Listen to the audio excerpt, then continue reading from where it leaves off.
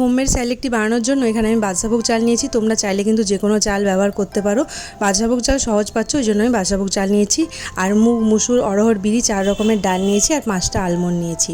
ডালের পরিমাণ কিন্তু সবসময় কম রাখতে হবে। আমি এখানে 200 গ্রাম চাল আর 100 গ্রাম ডাল নিয়েছি। ডালের পরিমাণ বেশি হলে কিন্তু বাচ্চাদের হজমের সমস্যা হবে, ওই জন্য ডালের পরিমাণটা সবসময় কম রাখতে হবে। আর আলমন্ড আমি 5টা নিয়েছি।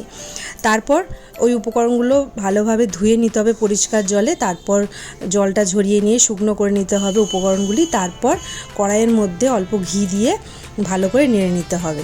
যতক্ষণ না লাল হচ্ছে ততক্ষণ কিন্তু রোস্ট করে যেতে হবে।